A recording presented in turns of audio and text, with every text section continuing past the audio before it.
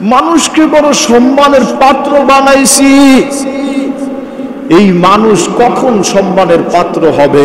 এই মানুষ কখন দামওয়ালা হবে? এই মানুষটা কখন ইজ্জতওয়ালা হবে? এই মানুষটা আল্লাহর কাছে কখন ভালোবাসার পাত্র হবে? এই মানুষটা কখন জান্নাতিওয়ালা হবে? এই মানুষটা কখন জাহান্নাম থেকে বাইচা যাবে? এই মানুষটা কেমন করে কবরের আযাব থেকে বাঁচবে? এই মানুষটা মৃত্যু হইলে কেমন আজরাইলের হাত থেকে বাইচা যাবে? মৃত্যুর যন্ত্রণা লাঘব হবে, কম হবে? এই মানুষটা কেমন কইরা হাউজে কাউসারের পানিকে পান করতে পারে? এই মানুষটা কেমন কইরা পুলসিরা সহজে পার হইতে পারে? এই মানুষটা কেমন কইরা তার আমল নামাটা মিজানের পাল্লাটা ভারী করতে পারে, আমলের পাল্লাটা ভারী করতে পারে? কেমন কইরা এই মানুষটা গুনার পাল্লাটাকে হালকা করতে পারে? এই মানুষটা কেমন কইরা সে যখন স্বামী থাকবে স্ত্রীর কাছে কেমন কইরা দামি হবে? এই মানুষটা যখন স্ত্রী থাকবে স্বামীর কাছে কেমন কইরা দামি হবে? এই মানুষটা যখন আবার বাবা হবে সন্তানের কাছে কেমন কইরা দামি হবে? এই মানুষটা যখন নিজের সন্তান হবে আব্বা আম্মার খেদমত করে কিভাবে জান্নাতকে কামাই করতে হবে? এই মানুষটা যখন দুনিয়ার জমিনের মধ্যে আবার ব্যবসা করবে, চাকরি করবে, কেমন কইরা কোন নমুনায় ব্যবসা করলে তার হাসরটা নবীদের সাথে হবে? কেমন কইরা ব্যবসা করলে তার হাসরটা সিদ্দিকদের সাথে হবে? কেমন কইরা ব্যবসা করলে তার হাসরটা শহীদদের সাথে হবে? এই মানুষটা যখন সে আবার নিজে ঘরের বউ হবে তার শাশুড়ির সাথে কেমন আচরণ করবে? আবার নিজে যখন শাশুড়ি হবে ঘরের বউয়ের সাথে কেমন আচরণ করবে? সর্বোপরি শেষ কথা হলো, মোলাখাস মূল কথা হইল, এই মানুষটা কেমন কইরা দুনিয়া এবং আখিরাতের কল্যাণ হাসিল করতে পারে? এই মানুষটা দুনিয়া এবং আখিরাতের কেমন কইরা কল্যাণ হাসিল করতে পারে? আল্লাহ একটা পথকে বাতায়া দিচ্ছেন, পথকে বাতায়া দিচ্ছেন। আল্লাহ একটা অ্যান্টিবায়োটিক দিয়া দিচ্ছেন। আল্লাহ একটা পথকে বাতায়া দিচ্ছেন। সেই পথ কি? আল্লাহ বলেন, শোনো, কুনতুম খায়রা উম্মাতিন, তোমরা সর্বশ্রেষ্ঠ জাতি, কথা ঠিক, উখরিজাত লিন-নাস, ও মানুষ, তোমাদেরকে বের করা হয়েছে। আমি আল্লাহ তোমাদেরকে দুনিয়ার জমিনের মধ্যে পাঠাইছি কেন জানো? তোমাদেরকে দুনিয়ার জমিনে উখরিজাত আমি আনছি এই জন্য।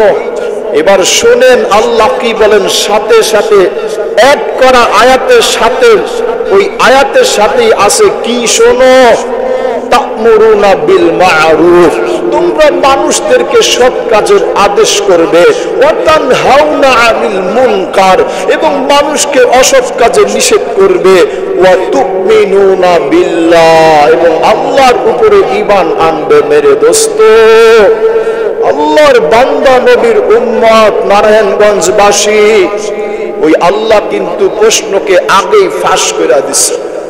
ওই আল্লাহ রাস্তাকে বাতায়া দিচ্ছে। এরপরেও যদি আমি ওই রাস্তাটাকে না চিনলাম, এরপরেও যদি ওই পথে আমি না হাঁটলাম, এরপরেও যদি ওই পথের অনুসরণ আমি না করলাম, আল্লাহ নিজে যে পথকে বাতায়া দিলেন, আল্লাহ নিজে কল্যাণের রাস্তাটাকে আপনাকে আমাকে দেখায়া দিলেন, স্বয়ং আল্লাহ নিজে যেই পথের কথা বললেন, ওই আল্লাহ বলতেছেন, গোলাম, তা'মুরুনা বিল মা'রুফ, তুমি তখন সর্বশ্রেষ্ঠ উম্মত হতে পারবে আমি আল্লাহ তোমাকে যেই ফর্মুলার ধাঁচ, ওই ফর্মুলায়, যেই ফর্মুলা আমি আল্লাহ তোমাকে দিলাম, আমার রাসূল তোমাকে যেই ক্যাটাগরিতে নিয়ে আসতে চায়, ওই ক্যাটাগরি ফর্মুলায় যদি তুমি আসতে চাও, দুইটা কাজ তোমাকে আল্লাহর হুকুম অনুযায়ী করা লাগবে। তুমি যদি আল্লাহর কাছে উত্তম জাতি হইতে চাও, ও নারী, ও পুরুষ, তুমি যদি আল্লাহর কাছে উত্তম হইতে চাও, ওই আল্লাহ বলেন তোমাকে এক নাম্বার তা'মুরুনা বিল মা'রুফ, সৎ কাজে আদেশ করা লাগবে, ওয়া তানহাউনা আনিল মুনকার, এবং অসৎ কাজ থেকে তোমাকে নিষেধ করতে হবে। এই দুই গুণ যদি তোমার মধ্যে পাওয়া গেল, তখন আল্লাহ বলেন, তখন যখন তোমার মধ্যে সৎ কাজের আদেশ, অসৎ কাজের নিষেধ পাওয়া গেল, কসম খোদার, আল্লাহর আয়াতের ব্যাপারে কসম করলে গুনাহ হবে না।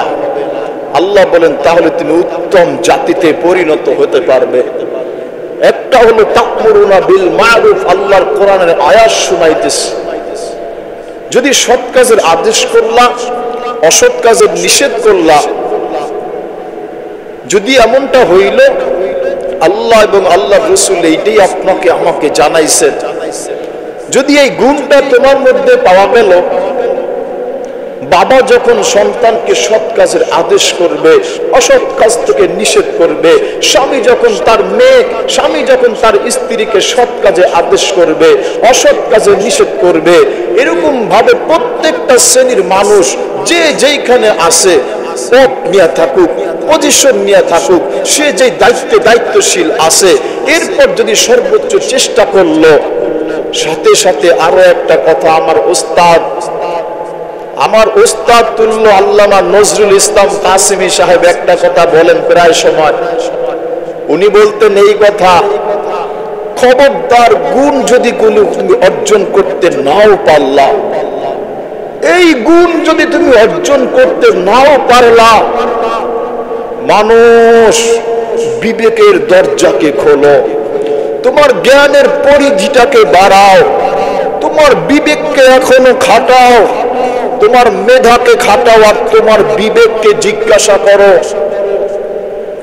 যদি তুমি এই কাজগুলো করতে নাও পারলা, খবরদার ভাগ্যকে কিন্তু দূরে সরায় নিও না।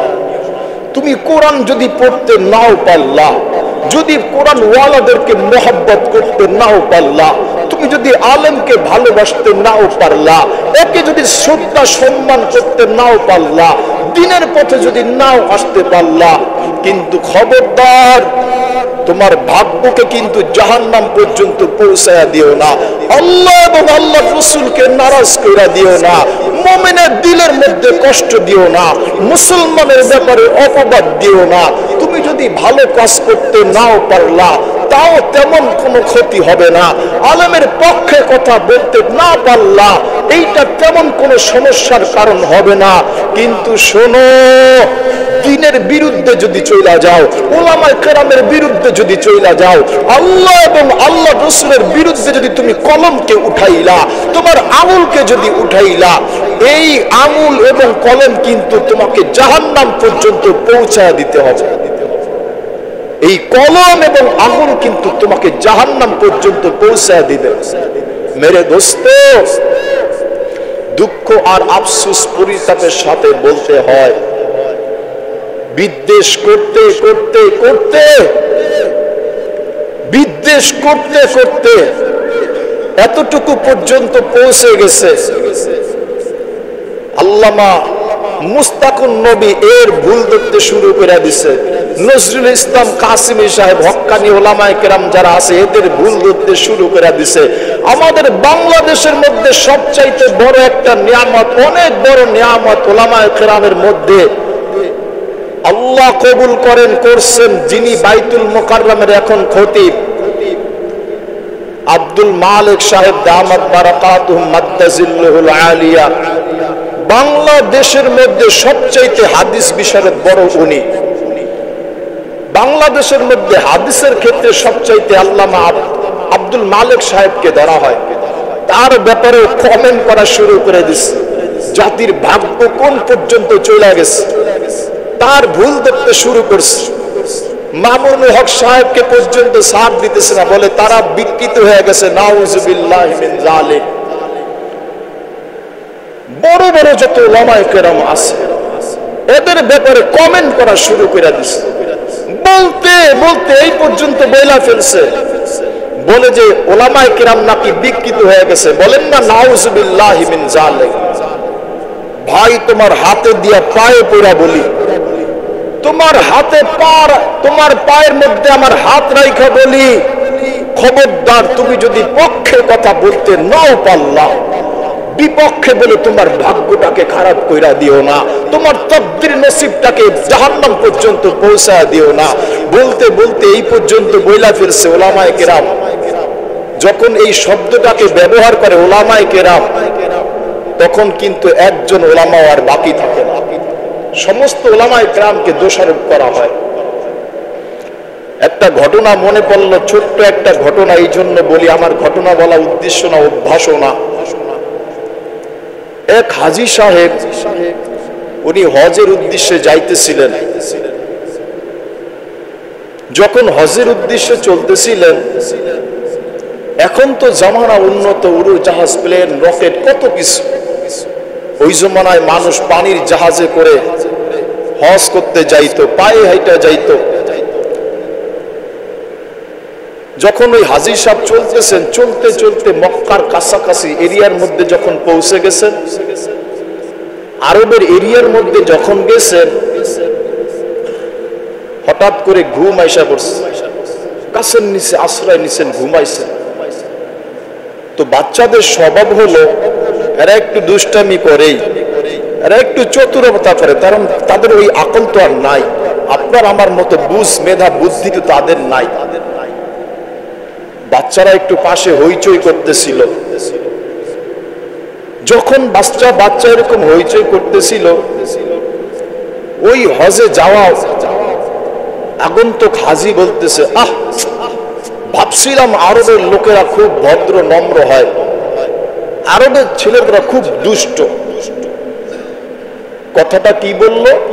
আরবের ছেলেরা খুব দুষ্ট, এরা বড় বদমাইশ টাইপের। এখনো কিন্তু বাইতুল্লাহ পৌঁছায় নাই। আল্লাহর রাসূলের রওজা মুবারকে, রওজা আতহারে এখনো যায় নাই।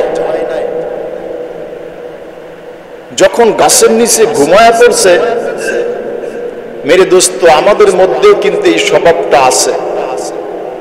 অনেক মানুষ না বুঝা বইলা থাকে, আরে নোয়াখালীর মানুষ আর দুনিয়ার খারাপ।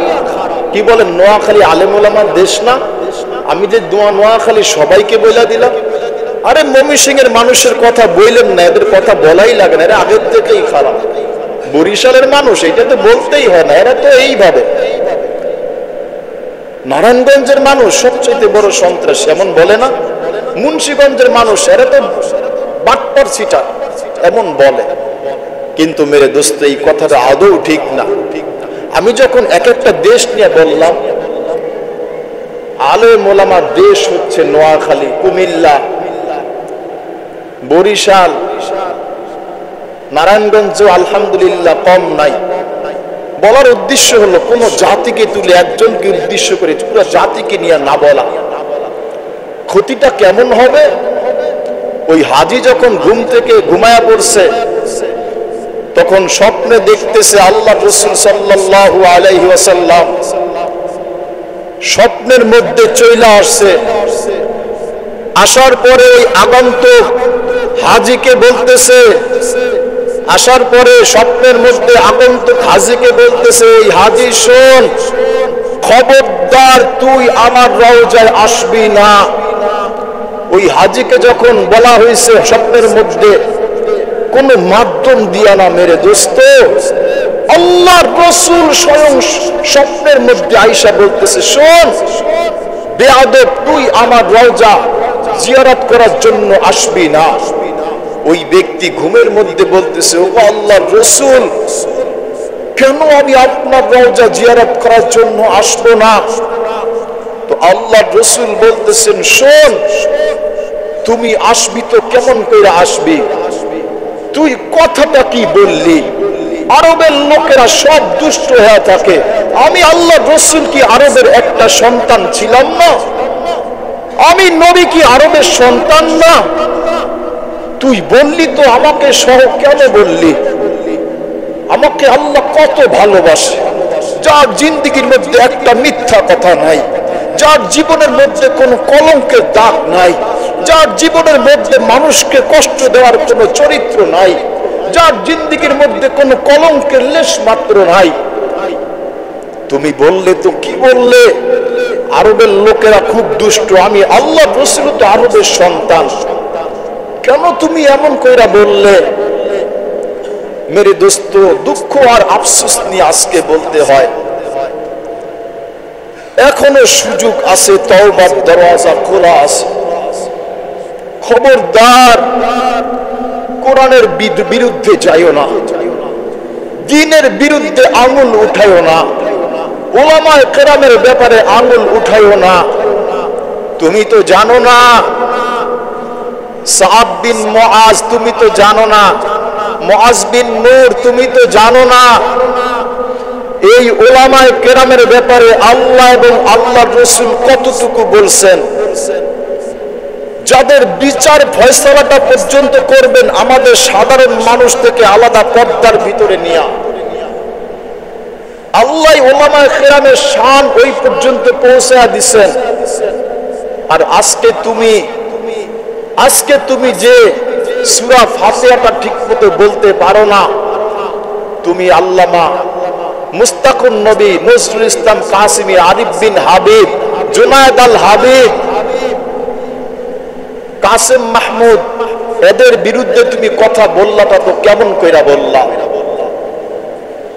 যেই হাজির কথা বললাম, আল্লাহর রাসূল যদি বলে স্বপ্নে যুগে এই কথা, আমার রওজা জিয়ারত করতে আসবি না, তাহলে হাসরের ময়দানে উম্মত তোমাকে যদি নবী ধরলো আর যদি বললো আমার নায়েবে নবী উলামায়ে কেরামের বিরুদ্ধে কেন লেলায়া দিছিলি, কেন এদের বিরুদ্ধে উঠায়া দিছিলি, আমি নবীর ওয়ারাসাতুল আম্বিয়া যারা ছিল এদের বিরুদ্ধে কেন লাগায়া দিছিলি, মেরে দোস্ত তোমার অবস্থানটা তুমি পরিষ্কার কইরা নিও। আল্লাহ এবং আল্লাহর রাসূলের সামনে হাসরের ময়দানে জবাবটা দিবা তো তুমি কেমন কইরা দিবা? এই উম্মতকে কেন পৃথক করতেছো? উম্মতের সাথে কেন ধোঁকাবাজি করতেছো? উম্মতকে কেন বিকৃত করতেছো? উম্মতকে সরল সহ জান্নাতের পথ থেকে নিয়া কেন জাহান্নামের পথের দিকে ঠেলা দিতেছো? তোমরা ইসরায়েলের কাছে বিকৃত হও, এটা আমাদের কিচ্ছু আসে যায় না, কিন্তু দুঃখ আর পরিতাপের সাথে আফসোসের সাথে বলি, যখন সারা দুনিয়ার উলামায়ে কেরাম তোমাদেরকে সুমজাইতে বুঝাইতে শেষ দ্বার প্রান্তে চলে আসলো, আরশাদ মাদানী রাহমাতুল্লাহ আল্লাহর বান্দা যখন এই পর্যন্ত বলল, তাকে তোমরা জায়গা দিলা না। দারুল উলুম দেওবন্দ থেকে যখন ফতোয়া আসলো, ওইখানে তোমরা নকল পেট করে ধোঁকাবাজি করলা। এই জাতিকে কেন ধোঁকা দিলা? দুনিয়াতে 9 আর 6 করে যদিও তোমরা পার পেয়ে গেলা, কিন্তু শোনো, আল্লাহর রাসূলের দ্বীনের ব্যাপারে বিকৃত করলে, আল্লাহর রাসূলের দ্বীন নিয়ে মজার হাসি ঠাট্টা করলে, ময়দানে মাহশারে ওই আল্লাহর রাসূলের সামনে জবাব কিন্তু তোমাকে দিতে হবে। কোন মানুষের বিরুদ্ধে না জানা পর্যন্ত আল্লাহর রাসূলের হাদিস কেমন জানেন? আমি যদি আপনাদের সামনে একটা চোখকে জুমার দিনে খুইলা নিয়ে আসলাম, আমার একটা চোখ উঠানো, এরপর যদি আমার উঠানো চোখটা হাতের তালুতে নিয়ে আসলাম, এরপর যদি আপনাদেরকে বলি অমুক মসজিদের সভাপতি আমার এই চোখটাকে উঠায়া দিছে, আপনি স্বাভাবিক একটু তুচ্ছ করবেন না তাকে? তার বিরুদ্ধে একটা খারাপ মন্তব্য আপনার আসবে না? কেন? আমার হাতের মধ্যে চোখটা উপড়ানো আছে, খোলা আছে, এই জন্য আপনি তার বিরুদ্ধে স্বাভাবিক মন্তব্যটা করাই স্বাভাবিক, তাকে একটু খারাপ জানা স্বাভাবিক। কিন্তু মেরে দোস্ত, ইসলাম কিন্তু এইটাকে বলে না, আল্লাহ রাসূল এইটাকে সাপোর্ট করে না। কেন? আপনি বলবেন কেন? চোখটা উঠানো আছে, হাতের মধ্যে নিয়ে আসছে, এরপরও কেন তাকে খারাপ বলা যাবে না? আল্লাহ রাসূল বলেন, না, তোমার যুক্তি দ্বারা ইসলাম চলে না, তোমার মেধা দ্বারা ইসলাম চলে না। কেন?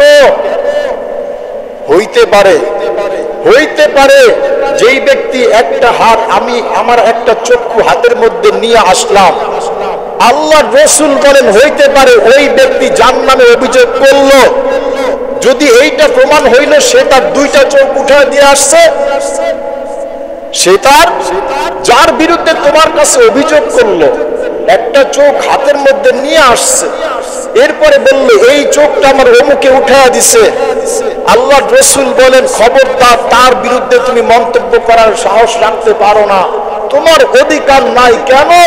হইতে পারে যে একটা চোখ উপরে নিয়ে আসছে, যদি এমনটা হইল যে সে তার 2টা চোখ উপরে দিয়ে আসছে, তখন তো কাহিনীটা পুরাই উল্টা গেল। এই জন্য কোন মানুষের বিরুদ্ধে চুল চেরা তথ্য তালাশ নেওয়া ছাড়া তার বিরুদ্ধে কলম উঠানো ইসলাম সাপোর্ট করে না। ইসলাম এইটাকে সায় দেয় না, ইসলাম এইটাকে রায় দেয় না। যেই ব্যক্তিকে অভিযুক্ত করা হইল তার ব্যাপারে তথ্য নাও, তালাশ করো, যারা সাক্ষ্য দিল তারা কতটুকু সত্যবাদী। একজন মামুনুল হক সাহেবের বিরুদ্ধে বলল, আল্লামা দেলোয়ার হোসেন সাঈদী রহমাতুল্লাহ আলাইহি এর বিরুদ্ধে বলল, জেলে তোমরা পচা মাইরা ফেললা, ওলামায়ে কেরামের ব্যাপারে মামলা দিল আর এইটাকে তোমরা নিয়ে আলিলা, তথ্য তালাশ কোনো বিচার বাগবাটোয়ারা তোমরা করলা না। তোমাদের কাছে এই হাদিসগুলো কোথায় যাবে? একটা মানুষের মানহানি কেন করলা? হাসরের ময়দানে ওই ব্যক্তি যদি তোমাকে ক্ষমা না করলো, ভাইও আল্লাহর বান্দা নবীর উম্মত, নামাজ রোজা হজ যাকাত দান সদকা শুধু ইবাদত নয়। একটা মানুষের মানহানি কেন করলা? ওই ব্যক্তি যদি জুলুম কইরা থাকো, সে যদি মাজলুম হইয়া থাকে, আর তুমি যদি জুলুম কইরা থাকলা, কসম খোদার জুমার দিন মসজিদের মিম্বরে বলি, আলেম সাহেবকে, আমাদের ইমাম সাহেব হুজুরকে জিজ্ঞাসা করে দিয়ে দেখেন, অপরের হক তুমি কেন নষ্ট করলা, এর ইজ্জতের কেন হানি করলা? ওই ব্যক্তি যদি হাসরের ময়দানে তোমাকে ক্ষমা না করে, স্বয়ং আল্লাহ কিন্তু এটা ক্ষমা করবে না। এই জন্য পরের অপরাধ, পরের হক গুলোকে পুঙ্খানুপুঙ্খানু আদায় করা লাগবে। আপনি একটা অভিযোগ তুইলা দিলেন, আপনি একটা ওলামায়ে কেরামের বিরুদ্ধে অভিযোগ নিয়ে আসলেন, আর আপনি এটাকে যাচাই করলেন না, বাছাই করলেন না। মেরে দোস্ত, অপরাধ করনেওয়ালা যতটুকু সাজা পাবে, সে যতটুকু অভিযোগে অভিযুক্ত, আল্লাহ আল্লাহ রসুলের কাছে যতটুকু অপরাধী, আপনি যদি ওইটাকে চুল চিরা যাচাই বাছাই না করলেন, ঠিক একই রকম অপরাধী আপনারও কিন্তু হওয়া লাগবে। স্বামীর বিরুদ্ধে স্ত্রী বলল, শাশুড়ি এইটাকে বাক বিচারা করলো না, এইটাকে তথ্য নিল না, জানলো না। স্ত্রীর বিরুদ্ধে স্বামী বলল, শ্বশুর আইসা শাসন শুরু করে দিল না, এইটা ইসলাম পছন্দ করে না। মেরে দোস্ত, হাসরের ময়দানে কিন্তু আপনাকে আমাকে ধরা পড়া যাইতে হবে। যার মানহানি আমি করলাম, একজনের ব্যাপারে গীবত করলে, গীবত করছে, তার শাস্তি কি হয় আল্লাহ রাসূল কিন্তু মেরাজে দেখে আসছেন। কি বলেন? দেখে আসছে না? উম্মতকে জানাইছেন না? সেইখানের মধ্যে যদি ওই ব্যক্তি দোষটা করলোই না, তার ব্যাপারে এটাকে বলা হয় তোহমত, তোহমত, মিথ্যা তোহমত। যে এটা করলো না তাকে চাপায়া দিল, এইটাকে বলা হয় মিথ্যা তোহমত। একজনের বিরুদ্ধে বললেন আর তাকে সাজা দিয়া দিলেন, এইটা ইসলাম পছন্দ করে না। মেরে দোস্ত, সর্বোপরি কথা হলো, আমরা যখন যেই কাজকে করব, এইটাকে যাচাই বাছাই করে করব। চলেন সর্বশেষ কথা, গুছানো কথা। আল্লাহ বলছিলেন, কুনতুম খায়রা উম্মাতিন উখরিজাত লিন-নাস, তোমরা সর্বশ্রেষ্ঠ জাতি। উখরিজাত লিন-নাস, তোমাদেরকে বের করা হয়েছে মানুষের কল্যাণের জন্য। তা'মুরুনা বিল মা'রুফ, তোমরা সৎ কাজে আদেশ করবে, অসৎ কাজে নিষেধ করবে। যদি এই দুইটা গুণ তোমার মধ্যে পাওয়া গেল, সৎ কাজের আদেশ, অসৎ কাজের নিষেধ, তাহলে আল্লাহ তখন তোমাকে বলছে তুমি উত্তম জাতি। আল্লাহ আমাদের সবাইকে যেই কথাগুলো বলা হলো, শ্রবণ করা হলো, বলনেওয়ালা, শুননেওয়ালা সকলকে সহিভাবে আমল করার তৌফিক দান করেন। আমিন। ওয়া মা আলাইনা ইল্লাল বালাগ। যারা